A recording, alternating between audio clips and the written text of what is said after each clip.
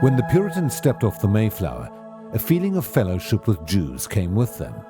The Puritans looked to the Old Testament for their laws, gave their children Hebrew names, and even considered adopting Hebrew as the language of the New World.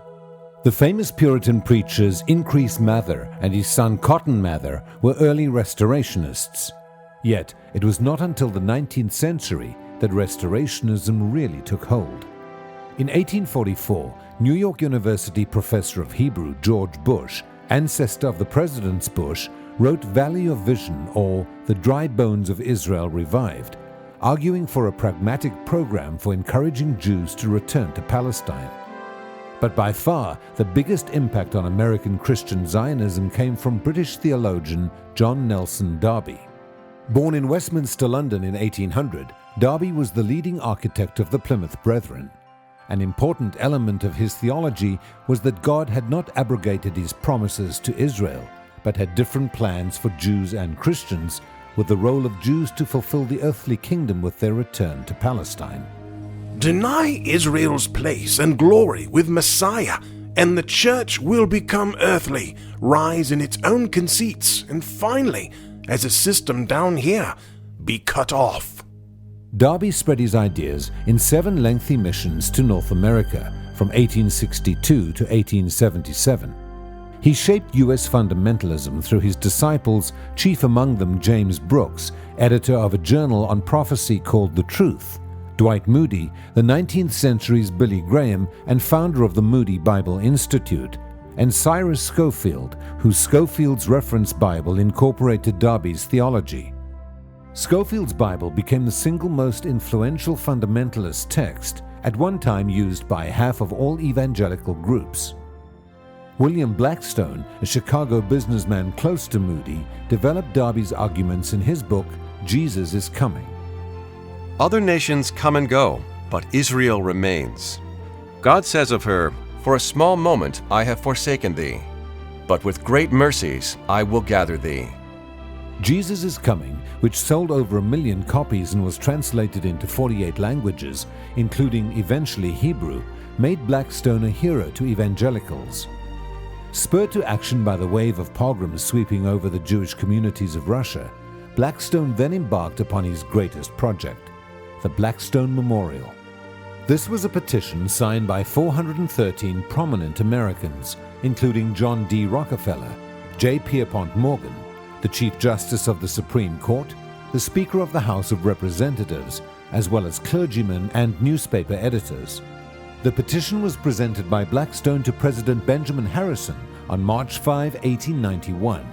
The petition read in part, What shall be done for Russia's Jews? Where shall 2 million of such poor people go? Why not give Palestine back to them again? According to God's distribution of nations, it is their home, an inalienable possession from which they were expelled by force. Harrison promised to give the memorial careful attention. There's no evidence that he did so. When the modern Zionist movement emerged 5 years later, Blackstone was aghast at its non-religious nature. Strange to say, they aver that this is not a religious movement at all. It is purely economic and nationalistic. When Herzl put forward his Uganda proposal, Blackstone sent him a Bible in which he marked all the passages which declared the Holy Land as the land chosen by God for the Jewish people. By the early years of the 20th century, American zeal for Jewish restoration had cooled.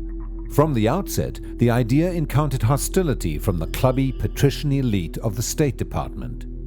Zionism was also resisted by Protestant missionaries who had originally gone to the Middle East to convert Jews, but soon turned their attention to the Arabs with much better success rates. President Wilson was close to these missionaries, which presented a problem in 1916 when the Zionists needed an American pledge of support for a British declaration in favor of a Jewish national home in Palestine.